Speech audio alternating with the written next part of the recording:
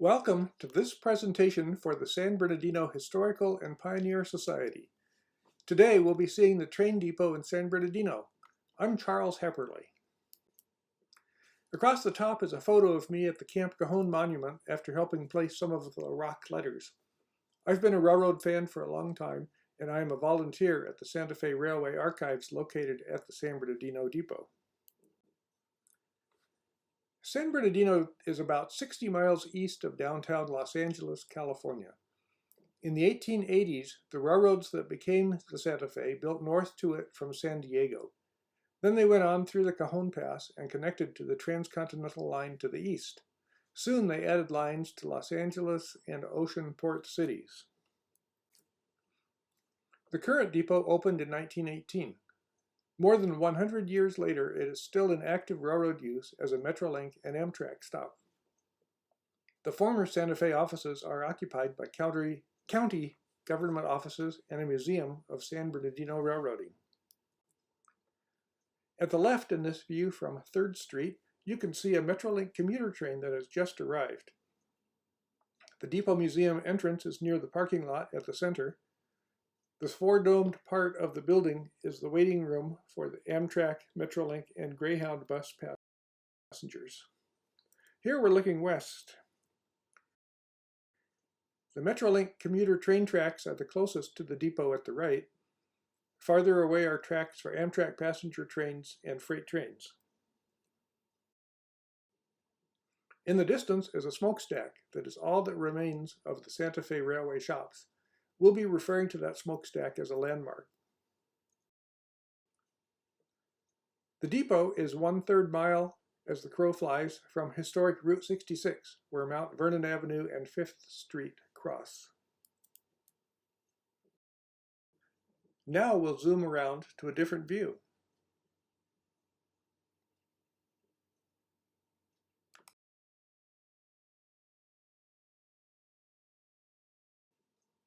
The restored depot is at the right.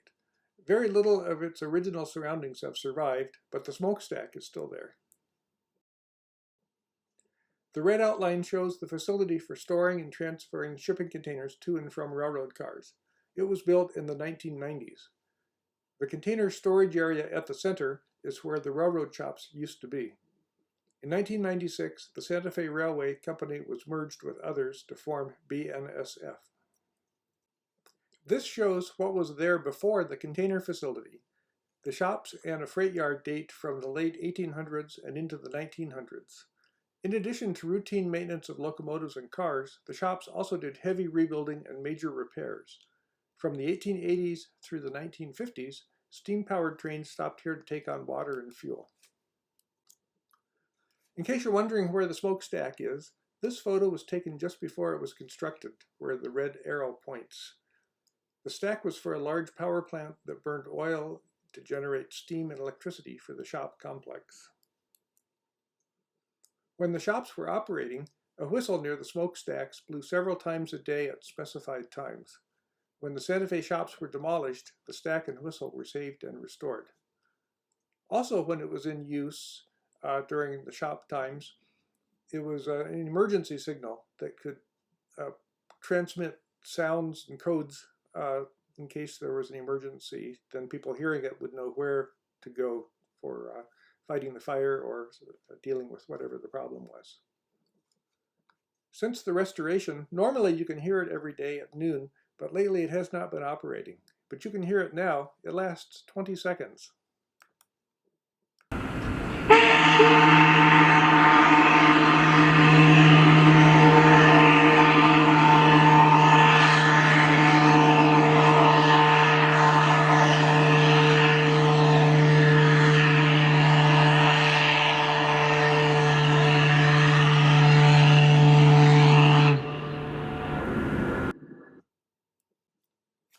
Going back to the beginnings in 1883, this was the first scheduled train to arrive in San Bernardino. It came from National City, south of San Diego.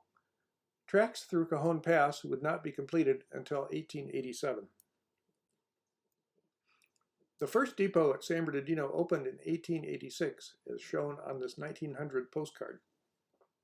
The next year, 1887, San Bernardino was connected to the rest of the country by railroad. From the Pacific Ocean at San Diego and Los Angeles to Chicago, passengers and freight could be sent and received. In the 1890s, the Santa Fe built a loop of track east of San Bernardino. In addition to regular freight and passenger service, excursions from Los Angeles were operated on what was called the kite-shaped track. San Bernardino was where this figure-8 shape intersected. A presentation by Mark Landis described the kite-shaped track in the eastern area.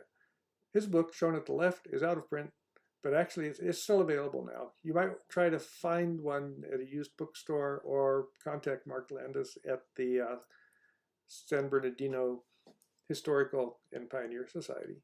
At right, the story of the railroads and highways approaching San Bernardino is well told in John Robinson's book. At the depot built in 1886, the ticket counter was lighted by gas fixtures from the ceiling.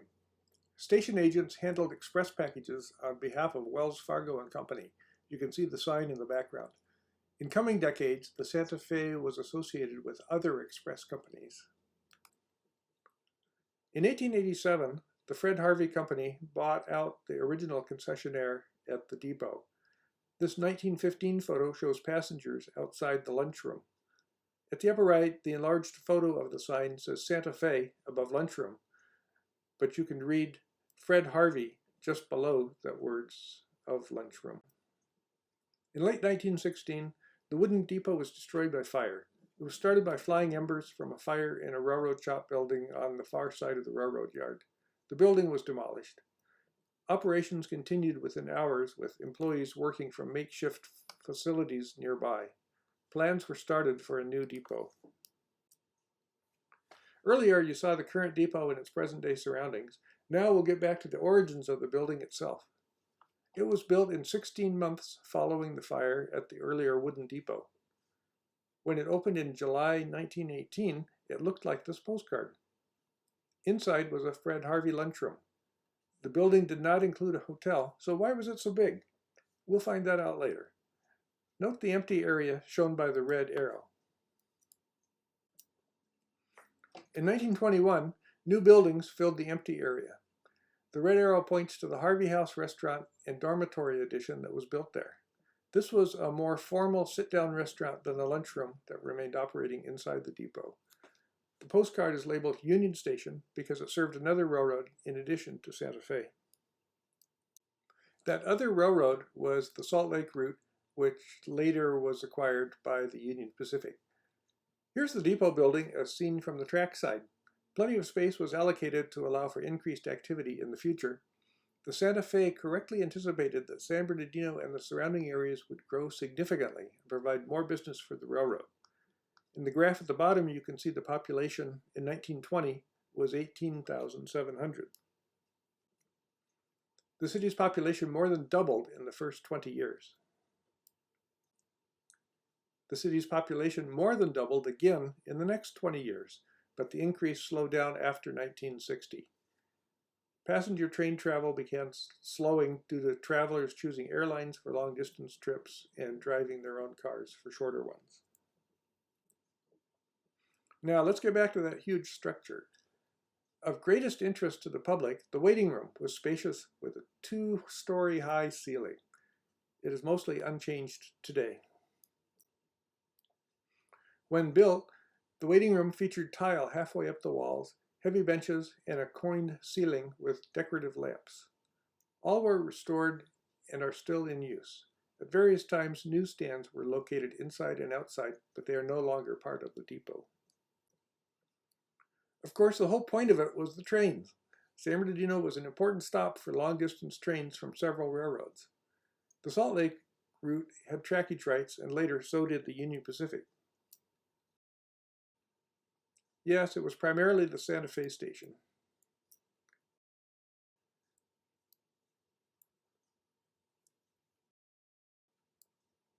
The Union Pacific succeeded the Salt Lake route, which was originally the San Pedro, Los Angeles, and Salt Lake City Railroad.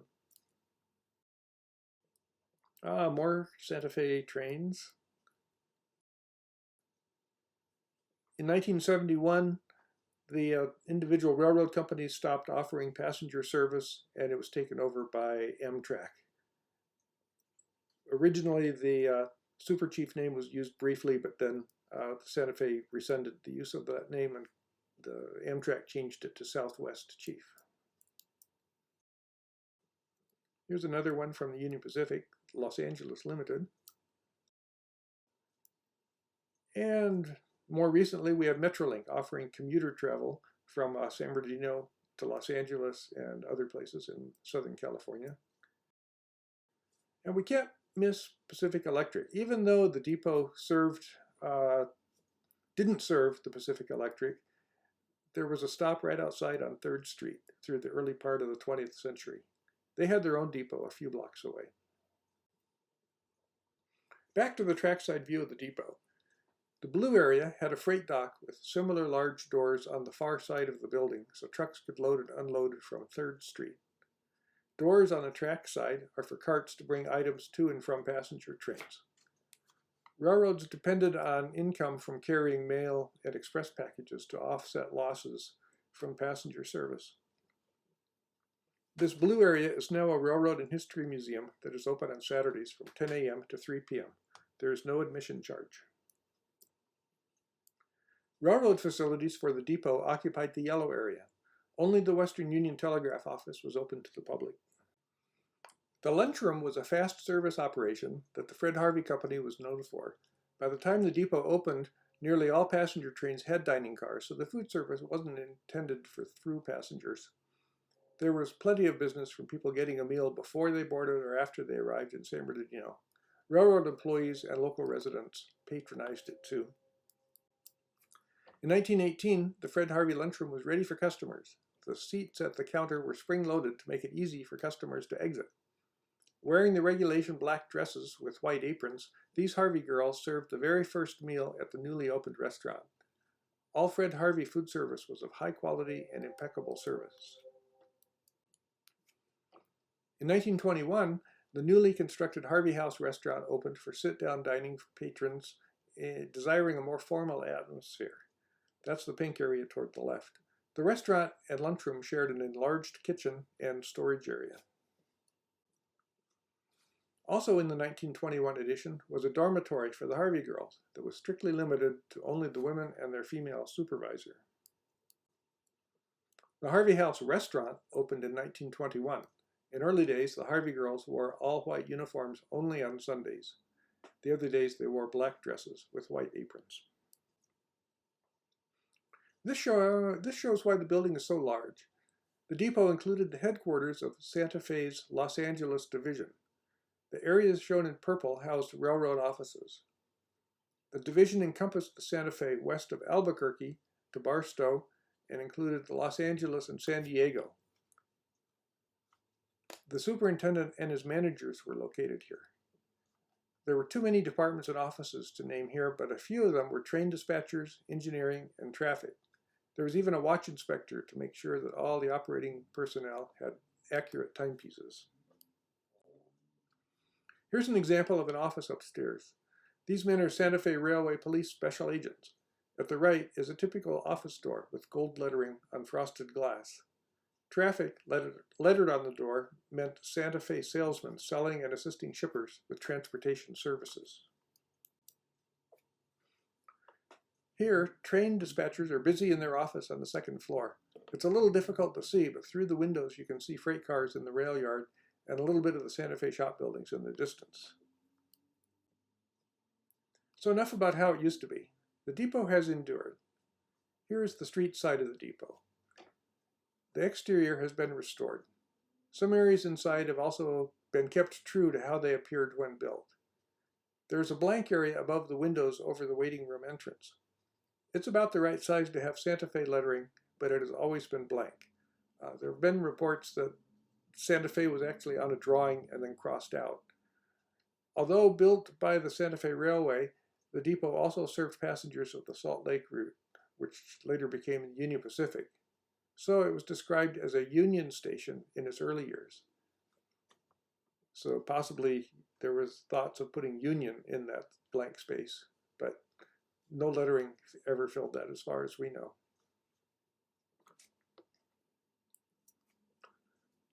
Here you can see the former railroad offices on the second floor. County government offices occupy the space today.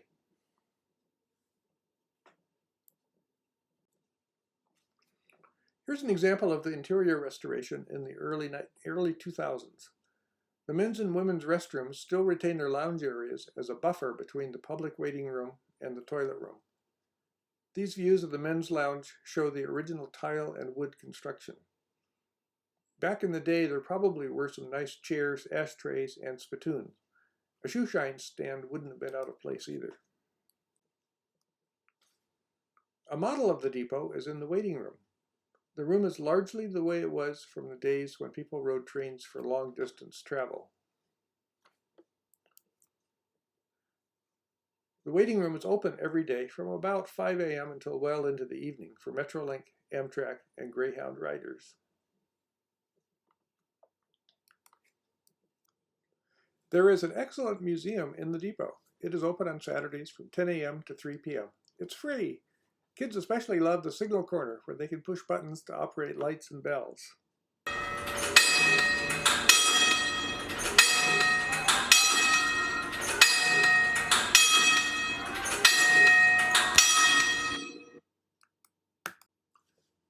Here are some of the railroad items on display.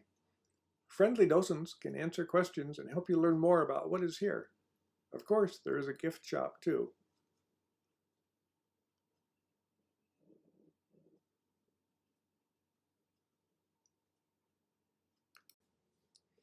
The depot is still an active railroad facility. Normally, the Amtrak Southwest chief from Chicago stops here before 6 a.m.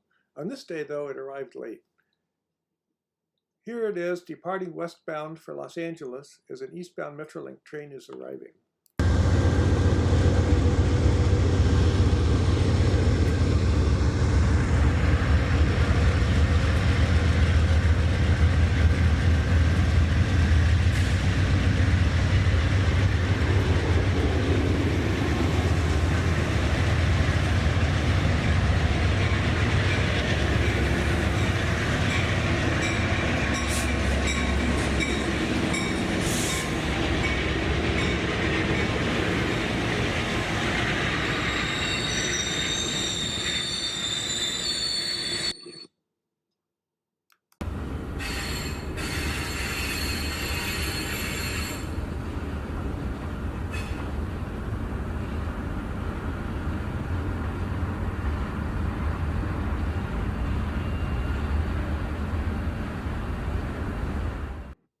The depot is a safe place to watch freight trains close up. While it may not seem to be interesting, it can be relaxing just to watch long trains rolling past.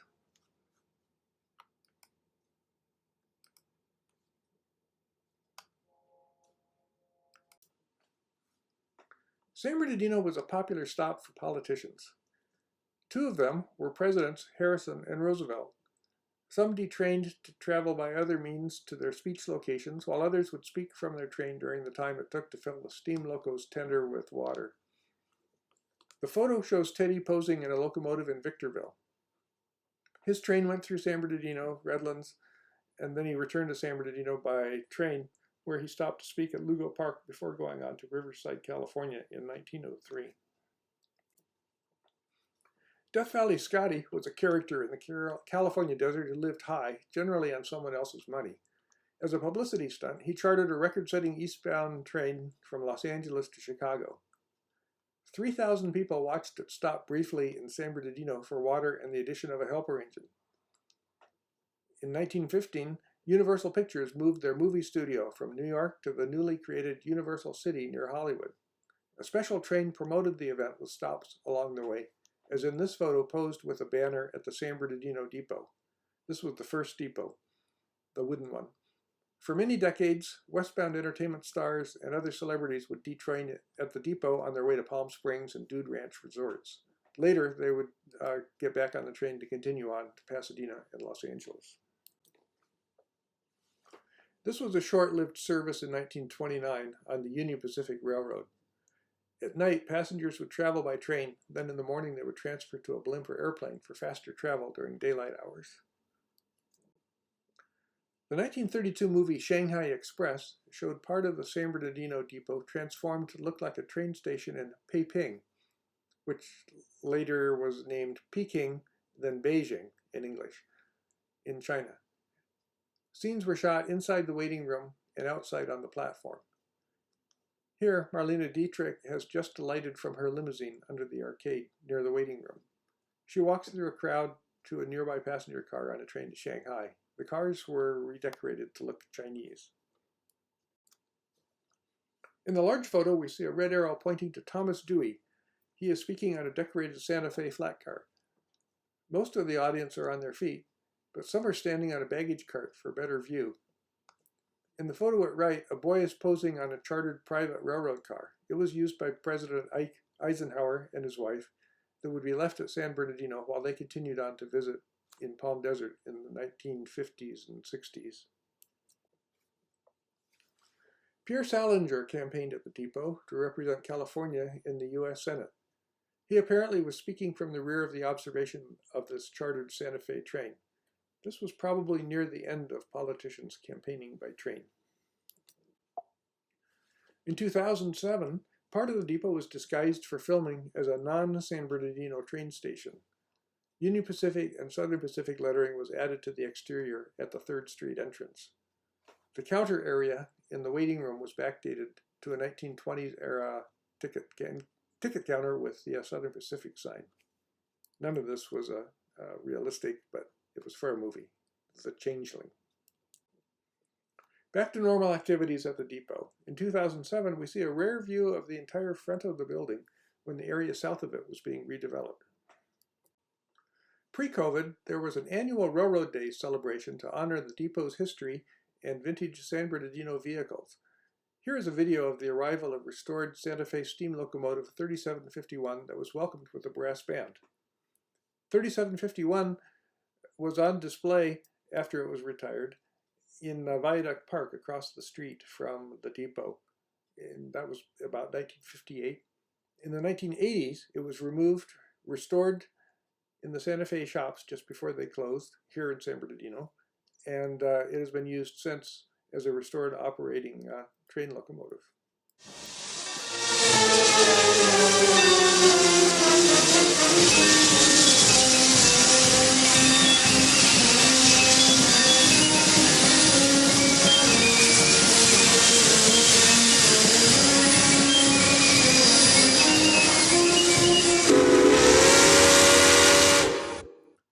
Railroad days may return sometime in the future. Normally, one could drive over the Mount Vernon Viaduct to reach the depot from the north.